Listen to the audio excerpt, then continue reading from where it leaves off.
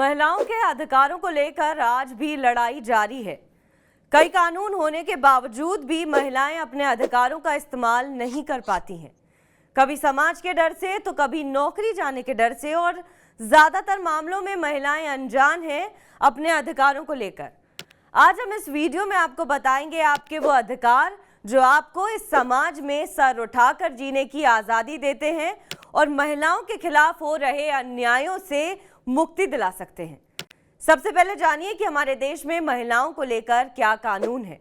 राष्ट्रीय महिला आयोग अधिनियम, महिला सुरक्षा कानून, पॉक्सो एक्ट कानून, दहेज विधि अधिनियम 1961, भारतीय तलाक अधिनियम 1969, मैटरनिटी लाभ अधिनियम 1861, कार्यस्थल पर महिलाओं के साथ उत्पीड़न, समान पारिश्रमिक अधिनियम 1976। ज्यादातर हमने देखा है कि हमारी एक पैट्रियार्कल सोसाइटी है। क्या इस माइंडसेट में कुछ बदलाव देखने में आया है? देखिए, ये जो बदलाव है, जो माइंडसेट, जो मानसिकता की हम बात करते हैं, स्पेशल जब हम पैट्रियार्कल सिस्टम की बात करते हैं कि पितृसत्ता वाली जो सोच है, उसमें देखिए बदलाव तो आया है। हम बदलाव को नकार नहीं सकते हैं। कहाँ सती प्रथा होती थी, कहाँ घूंघट होते थे, बहुत धीरे गति से आया है। पर और specially when I talk about Nirbhaya case, जब हमने सोचा था कि बहुत, क्योंकि हमने जब उसका गहन अध्ययन किया कि ऐसा क्यों हुआ, ऐसी बर्बरता क्यों हुई, जब हमने सोच विचारा तो उसमें बहुत सारी चर्चाएं हुई कि क्या सोच है, क्या मानसिकता है। तो तब लगा था और अवेयरनेस आएगी और जल्दी चीजें बदलेंगी। पर अनफॉर्चुनेटली वो स्पीड जो है ना, वो बहुत स्लो है। वो स्टेप्स जो है वो बेबी स्टेप्स हैं। आज लड़कियां कंधे से कंधा मिला के पुरुषों के साथ काम कर रही हैं, नौकरी कर रही हैं, पढ़ाई लिखाई कर रही हैं। लेकिन अगर हम टोटालिटी में देखें कि एकदम बराबरी है कि नहीं है, तो बिल्कुल एकदम बराबरी नहीं है। महिलाओं को पुरुषों के बराबर उसी काम की तनख्वाह कम मिलती है। आप खेतों में भी अगर जाइए, खेती में देखिए तो मेल लेबरर्स को अगर 400 रुपये लेबर डेली मिलता है, तो वहीं महिला लेबरर को, चाहे वो भी 8 घंटे काम करती हो, तो उसको 200 रुपये मिलता है, आधा मिलता है। और ये सरकारी आंकड़े भी बताते हैं। तो पैतृक सोच अभी भी है।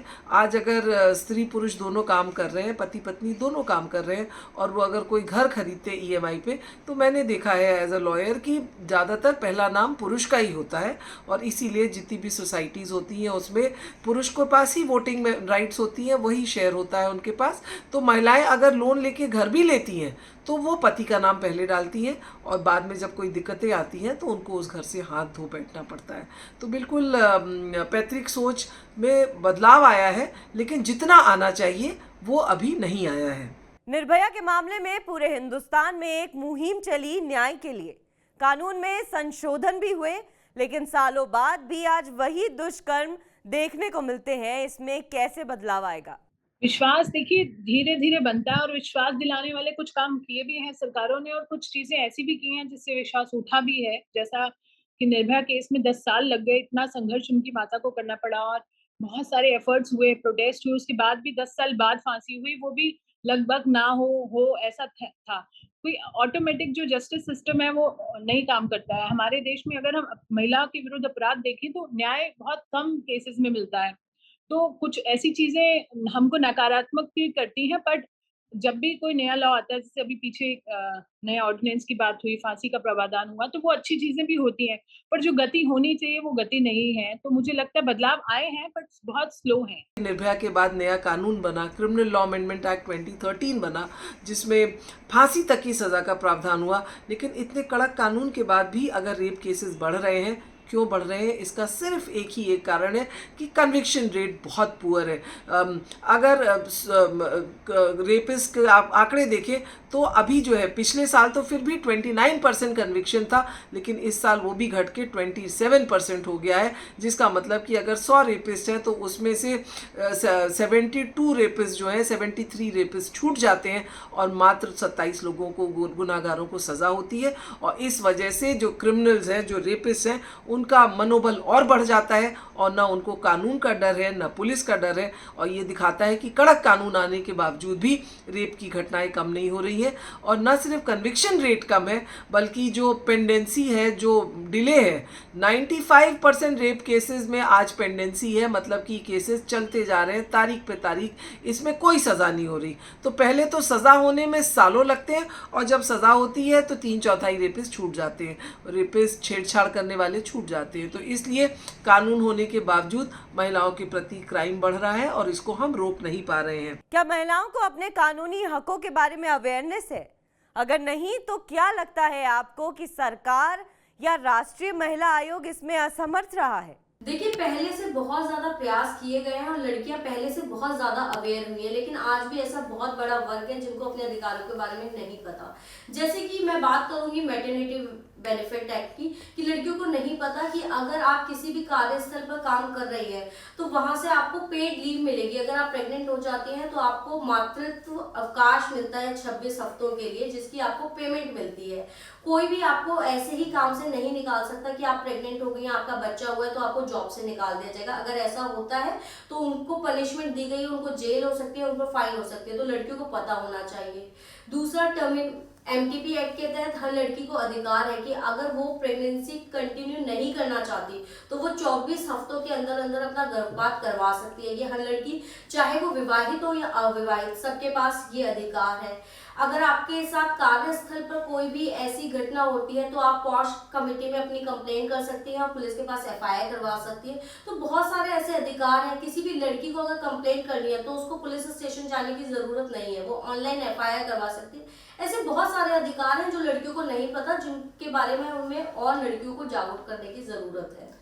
देखिए, बात ये है कि महिलाओं को अपने कानूनों के बारे में पता होने चाहिए, कानूनी अधिकार, और हर इंसान को ह्यूमन राइट्स पता होने चाहिए। हमारे देश में लीगल अवेयरनेस की बहुत बहुत बहुत कमी है।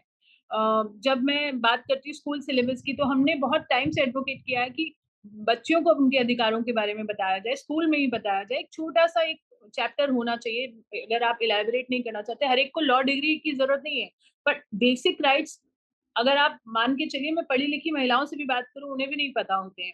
तो ये स्कूल में ही बात होनी चाहिए। लीगल अवेयरनेस ओवरऑल किसी एक का मुद्दा नहीं है कि हम महिला आयोग की बात करें या किसी, पर सरकारों को इसको सिलेबस में करना चाहिए। और मुझे लगता है हर एक को, हर एक शख्स को, चाहे आप हो, मैं हो, हमें हमारी लीगल राइट्स पता होनी चाहिए, चाहे वो महिला हो या पुरुष। बट महिलाओं को इसलिए ज्यादा जरूरत है, बेचारी महिलाएं हमारे देश में अधिकारों की जानकारी ना होने की वजह से ज्यादा सफर करती है। फिर वो ये जो वकील हैं उनके चक्रों में फंसते हैं, क्योंकि उनको पता ही नहीं है हमारे लीगल राइट के। वहाँ फीस देने के लिए कितनी सारी महिलाएं जो गरीब हैं, जो अफोर्ड ही नहीं कर सकती हैं, और दिन रात अपने पति से मार खाती हैं, सेक्सुअल वायलेंस होती है, स्टॉकिंग होती है, टीजिंग होती है। उन्हें पता ही नहीं कि उन्हें क्या करना है।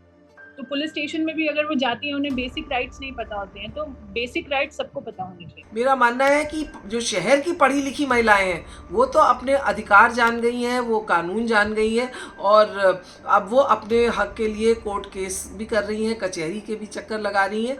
इसी वजह से आप देखिए कि जो दहेज का कानून था 498A ऑफ द IPC, इसमें ज़्यादा जो केसेस हैं वो शहर में ही लिखे जाते हैं। इसी तरह डोमेस्टिक वायलेंस केस, जिसमें महिलाएं मेंटेनेंस मांगती हैं, एलिमनी मांगती हैं, अगर उनको पति मारपीट कर रहे हैं तो उसमें वो अपनी प्रोटेक्शन मांगती हैं। तो ये भी शहर की महिलाएं ही जो हैं इन कानूनों का उपयोग कर रही हैं, सदुपयोग कर रही हैं। लेकिन गांव में अगर आप देखिए तो आज वहाँ पे महिलाएं अपनी तकदीर मानती हैं, पति के हाथ पिटाई होना या उनको घर से निकाल दिया जाना। तो बिल्कुल इस देश में कानून तो एक है, लेकिन उसका जो यूज़ कर रही हैं शहर की पढ़ी लिखी महिलाएं कर रही हैं। गांव की महिलाएं आज भी जो हैं वो अपने अधिकारों के लिए खड़ी नहीं हो रही हैं। राष्ट्रीय महिला आयोग अधिनियम और महिला कानून क्या है, लोगों को ये आप कैसे समझाएंगी? देखिए, किसी भी लड़की के साथ अगर रेप होता है या अटेम्प्ट टू रेप होता है, कोई उनका पीछा कर रहा है, उनके पास पैसे नहीं है, पति दूसरी शादी कर लेता है या पति का बाहर अफेयर चल रहा है, लड़कियों के साथ घरेलू हिंसा होती है, अगर ऐसी कोई भी चीज होती है तो आप राष्ट्रीय महिला आयोग को कंप्लेन कर सकते हैं। वो आपको मुफ्त कानूनी सलाह देंगे और आपको मुफ्त वकील भी उपलब्ध करवाएंगे। तो ये राष्ट्रीय महिला आयोग के पास आप अपनी ऑनलाइन कंप्लेंट कर सकते हैं। कई बार महिलाएं पुलिस के पास जाने से करवाती है, ऐसे में आप महिला आयोग में भी कंप्लेंट कर सकते हैं। वो आपका पूरा कानूनी तरीके से हेल्प करेंगे। राष्ट्रीय महिला आयोग जो है, राष्ट्रीय महिला आयोग एक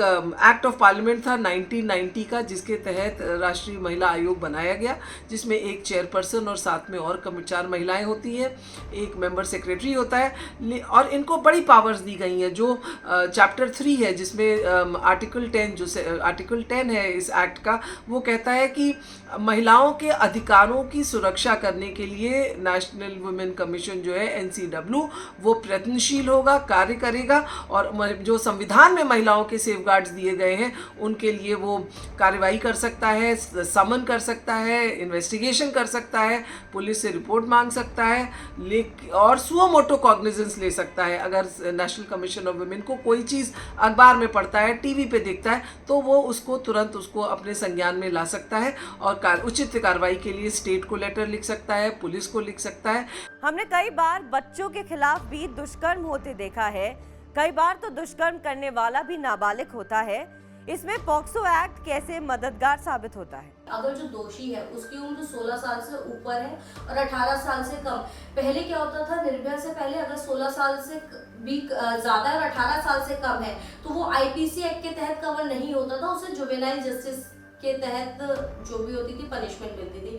पॉक्सो एक्ट आने के बाद और IPC में अमेंडमेंट्स आ गई हैं। अब अगर 16 साल से उम्र ज्यादा है और 18 साल से कम है तो उसे भी IPC एक्ट के तहत उसका ट्रायल चलेगा, जैसे कि किसी बालिग का चलता है वैसे इस नाबालिग व्यक्ति। दहेज बैन है, लेकिन आज भी हमारी सोसाइटी में इसे तवज्जो दी जाती है।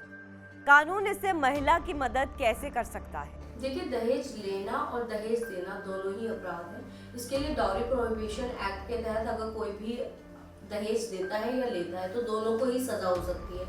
लेकिन हमारे समाज में आज भी दहेज खुलेआम लिया जाता है और दिया जाता है।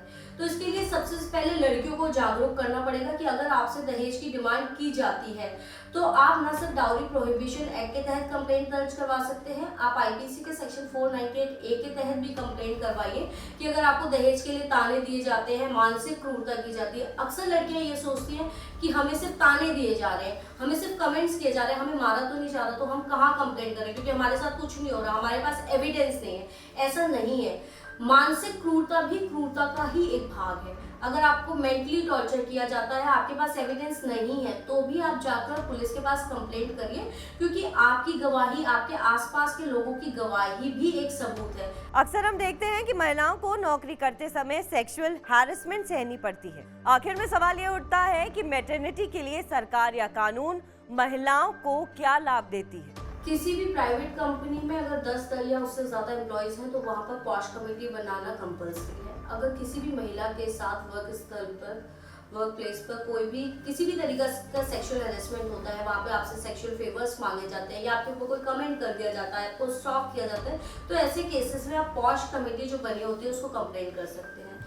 लेकिन अगर वहाँ पे भी आपको लग रहा है कि आप की सुनवाई नहीं हो रही तो आप पुलिस में जाके FIR करवा सकते हैं।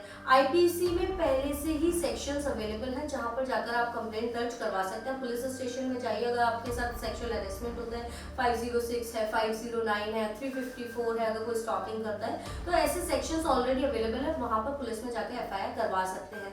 पॉश कमेटी की जो रिपोर्ट होती है 90 डेज के अंदर अंदर इन्वेस्टिगेशन कंप्लीट करनी होती है और उसके बाद आपको अगर वहां पर लगता है कि कोई कॉग्निजेबल ऑफेंस हुआ है तो ऐसे केसेस में कमेटी भी कंप्लेंट आपकी FIR करवा सकती है। ऐसा नहीं है कि अगर वहां पर पॉश कमेटी नहीं सुनती तो आपके पास कोई आगे कानून वो नहीं बचता, आप पुलिस में जाके FIR करवा सकते हैं।